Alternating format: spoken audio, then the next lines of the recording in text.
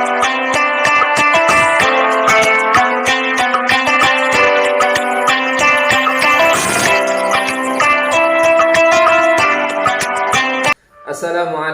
warahmatullahi wabarakatuh. Saudaraku, sahibul Quran, para pecinta Al-Quran yang dimuliakan Allah Subhanahu wa ta'ala. Inspirasi kita pada hari ini ada di surat At-Tahrim ayat 12. Allah Subhanahu wa ta'ala berfirman, A'udzu billahi minasyaitonir rajim.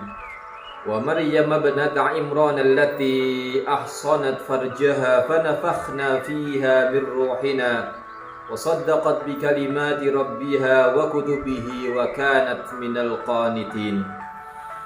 Saudaraku sekalian, inspirasi kita pada hari ini saya kasih judul Ketika Jodoh Belum Kunjung Datang. Ayat ini sangat menarik saudaraku sekalian, mendudukkan permasalahan kehidupan yang sesungguhnya, bahwa kemuliaan itu tidak selalu diukur dengan ada atau tidak adanya jodoh di sisi kita, ada atau tidak adanya pasangan menemani kehidupan rumah tangga. Allah Subhanahu wa ta'ala menampilkan sosok Maryam binti Imran, seorang wanita yang luar biasa kehidupannya. Dari kecilnya dilahirkan oleh seorang wanita yang mulia, kemudian dididik oleh orang yang mulia, seorang nabi yaitu Nabi Zakaria, tumbuh besar dalam hidayah Allah Subhanahu wa ta'ala, menghabiskan waktunya di mihrab untuk mendekatkan diri kepada Allah Subhanahu wa ta'ala, hingga akhirnya Allah menghendaki kemuliaannya mencapai puncaknya, yaitu ketika ditakdirkan oleh Allah Subhanahu wa ta'ala hamil tanpa ada seorang suami. Kita tidak meragukan lagi kesucian Maryam binti Imran ini.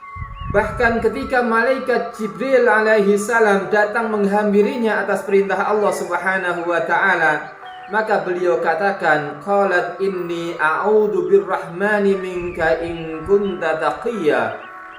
Dengan nama Allah Subhanahu wa ta'ala, ia menginginkan agar Jibril tidak mendekat kepadanya yang pada saat itu menjelmakan diri menjadi seorang laki-laki.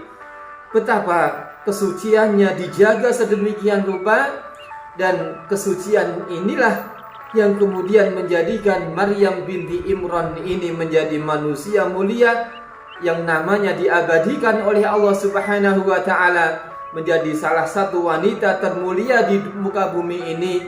Bahkan namanya diabadikan oleh Allah menjadi nama sebuah surat. Wa Maryam ibnata Imran allati ahsanat farjaha.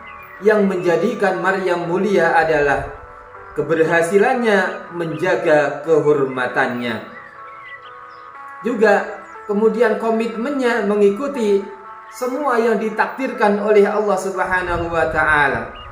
Jadi mari kita pahami bersama-sama saudaraku sekalian.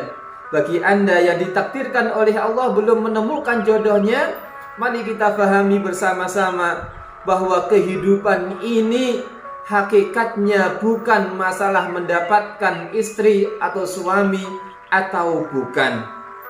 Kita menemukan dalam sejarah kehidupan ini orang-orang yang tetap saja mulia di sisi Allah Subhanahu wa ta'ala tanpa adanya pendamping di sisinya. Nabi Isa alaihi salam sampai beliau diangkat ke langit juga belum menikah. Maryam binti Imran yang kita pelajari sejarahnya, yang kita ambil inspirasinya.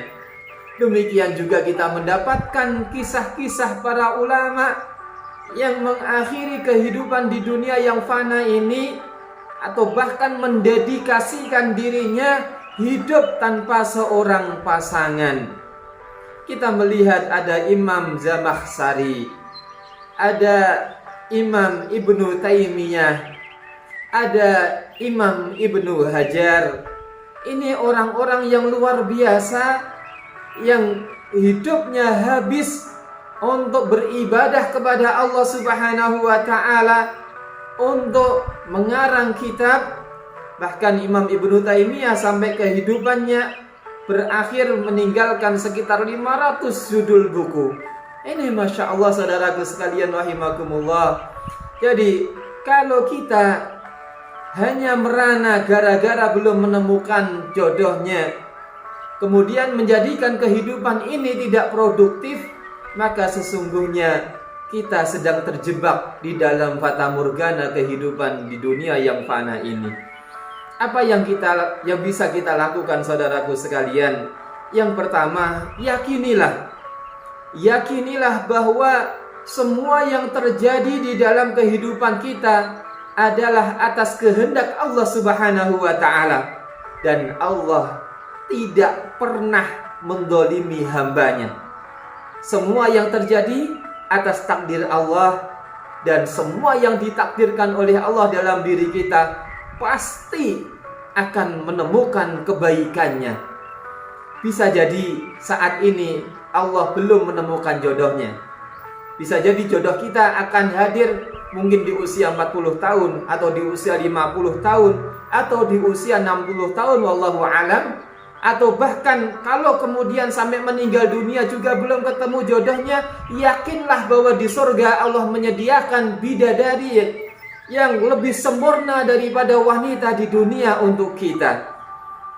Jadi kita berhusnudzon kepada Allah Subhanahu wa taala. Kita meyakini dengan sepenuh keimanan kita, karena sesungguhnya keimanan ini yang akan menghadirkan kebaikan di dalam kehidupan.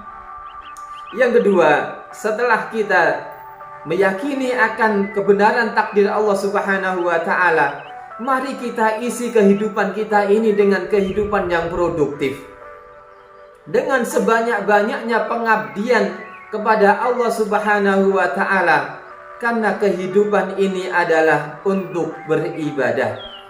Mari kita lihat Maryam yang menghabiskan waktunya untuk beribadah kepada Allah Subhanahu wa taala.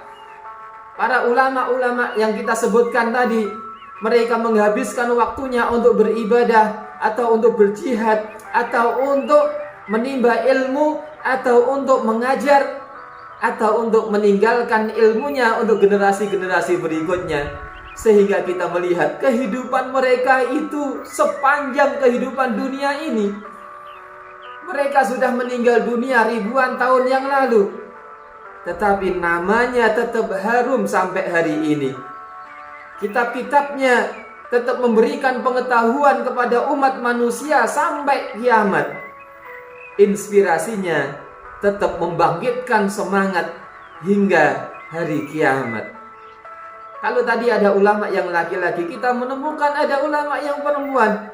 Rabi'ah al-Adawiyah yang bahkan menolak lamarannya seorang ulama sekaliber Hasan al-Basri. Masya Allah, kenapa?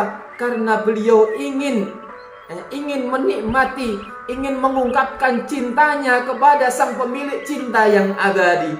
Beliau tidak mau waktunya diganggu dengan urusan-urusan duniawi. Masya Allah saudaraku sekalian. Sehingga kehidupan Rabi'ah al-Adawiyah begitu menginspirasi. Namanya masih hidup hingga sekarang. Bahkan nama wanita ini sejajar dengan nama laki-laki yang lainnya yang menginspirasi, terutama di dunia sufi. Masya Allah saudaraku sekalian. Okelah, kita bukan Rabi'ah al-Adawiyah, kita bukan Az-Zamakhsyari, kita bukan Maryam, tetapi kita yakini bahwa Allah Subhanahu wa taala banyak memberikan kemuliaan dari hal-hal yang kecil. Kita masih ingat seorang wanita pelacur yang dimasukkan surga oleh Allah Subhanahu wa taala hanya gara-gara memberikan minum seekor anjing yang kehausan. Masya Allah, kita bisa saudaraku sekalian melakukan sesuatu yang kecil tetapi berdampak besar. Yang jelas yang pertama adalah iman kita. Kita tidak ngeresuloh dengan kondisi kita, tetapi meyakini dengan seyakin-yakinnya bahwa inilah takdir Allah. Keimanan ini yang akan memberatkan timbangan kita.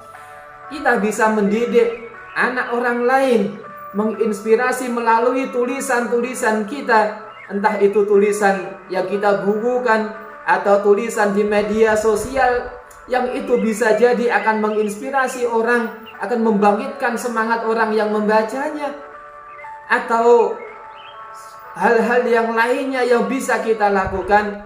Intinya saudaraku sekalian, kehidupan ini bukan untuk meratap, tetapi kehidupan ini untuk berkarya, beramal, dan Allah nanti yang akan menilai amal kita, Allah yang akan memuliakan kita di kehidupan yang hakiki, di surganya Allah subhanahu wa ta'ala.